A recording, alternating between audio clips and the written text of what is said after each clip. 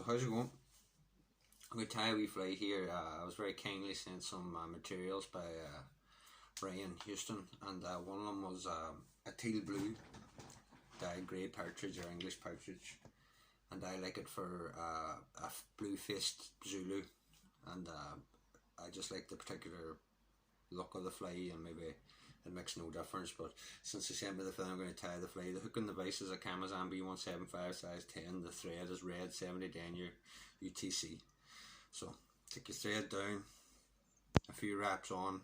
Now this one I normally use floss, but I'm going to use wool instead, and this is a nice bright wool. So with wool, I like to tie it on at the head and work the way down, so catch it on here, and then I unravel it, so it sort of half spreads itself out, and then I bend it down and sort of cloak it over the hook for the first wee couple of turns, just to sort of minimise the bulk. It doesn't really matter on a fly like this because it's seals for it, but now as I come to where my back of my fly, which is going to be the barb, I lift it back up, or you'll end up with a flat sort of a tail.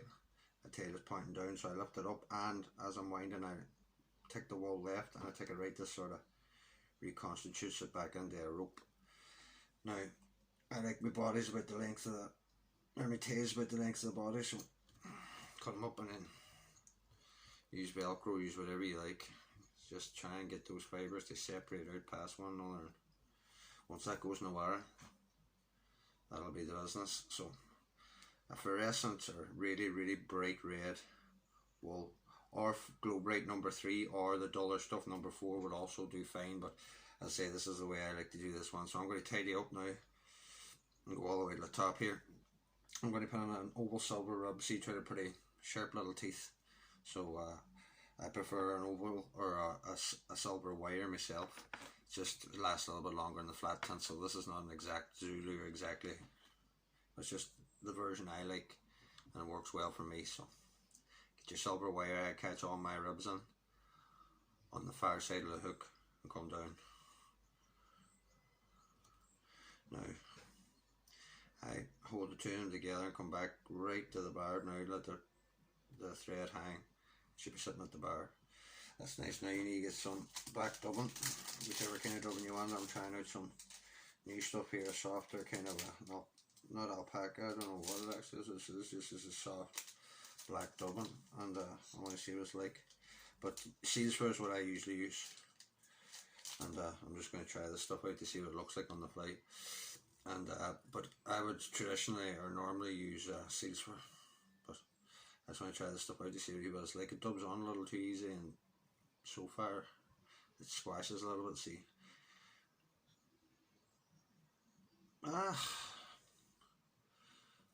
it's a little bit softer and tighter. It's just not put so many turns this time, and not try to squash the life out of it. So you get a little bit of a thicker end up here, a bit of a tipper. You need a little bit more there. Just come back. Just a little touch more.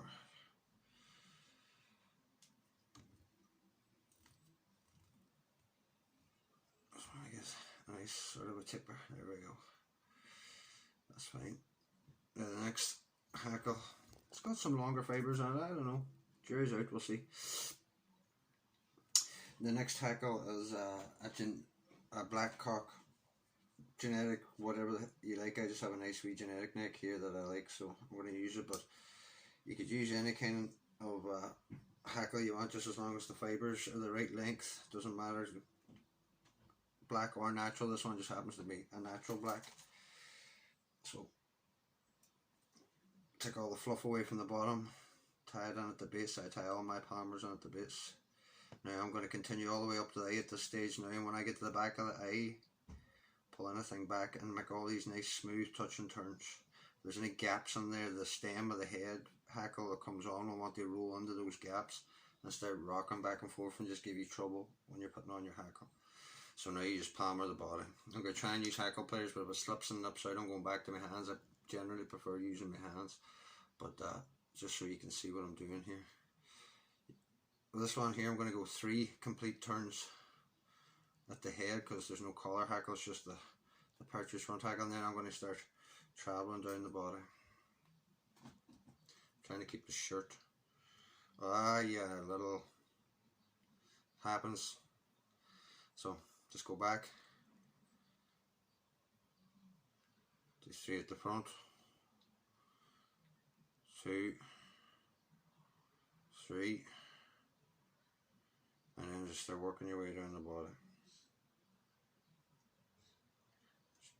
It doesn't have to be perfect, but just watch it. You know, to leave no big, huge gaps or too tight of turns together. Now come up with your rub from underneath, catch in your palmer. You can leave it there or release it, it's up to you. Lie it on your waist and just try and get up through the body. Don't worry about catching too many fibres on it. It's not going to catch that many if you're really worried about it. You can wiggle it like that there as you go up through. Now as I come to my last turn of the hackle, I'm going to take out my fingers and try and take all the fibres from the palmer back out of the way, lift the rub through and raise it to 12 o'clock position, then follow it with the thread, the 1 o'clock position, and keep this tight, the thread tight. Bend the oval this down the side of the hook.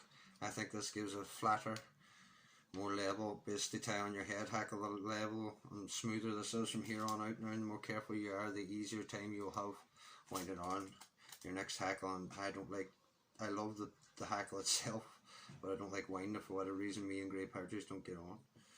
So the next thing you need now is your grey English partridge. Some people call it English partridge, some people call it grey partridge. It's just this lovely speckled heat dyed teal blue. Just it's a nice colour. I like it for the pattern. The traditional blue face, I think it's just a normal blue hen, and I've done them like that too. It's just a peculiarity that I like, and I like the front hackle a little bit longer. So I'm going to go for not the smallest of feathers, but you just have the sizes. You get used to it once you get your hands on the different birds and the different materials and the different hackles, what size you need and what size you like. So I'm going to strip off all the flew and the fluff from the bottom I don't need. I'm going to expose the tip of the feather, just leaving a few of the very short fibres in front. Take it away, only exposing the tip in a wee triangle to catch on. The tie and thread again going to the back of the eye, holding everything back and touch and turn, smooth turns from here on out. It'll make your life a lot handier. Now we're going for hackle pliers. As I say, I normally use my hands, but to let people see, I'll try and use these. So lift the stem to 12 o'clock, try and pull all the fibres back out of your way and keep them there, and then release them at the 6 o'clock position. Then the stem's to the 6 o'clock position, take all these fibres back out of the way, lift it to the 12 o'clock position, then release, and so on and so forth. All the way up, try and get as touch and turns as you can. All the way up through. This is a great pattern for trout as well, brownies as well as sea trout, but particularly the sea trout do like the blue faced version, and I myself like the partridge version. Now I'm coming to the end of my hackle. I'm going to turn it sideways just to catch as few of the hackles on as I can. It's good if you have a vise that rotates. Now just come back a few turns. Now I don't need those little fibres in my road, so I'm going to take them off. I'm going to take everything back, come to the back of the eye, try and crush that last little bit of the fibre, or the last bit of that stem right on at the back of that eye. It's too thick. I am going to come on very, very close and cut this off. Slide right down tight against it and cut it off. Just tidy it up. Come back to the eye, make sure everything is pointing forward, is pulled back. And that's basically the little fly. I don't know how well you can see it on camera there, but it's not showing up the best there, the colour, but the teal blue grey partridge works well on the blue Zulu. I like it. So throw on your whip finish.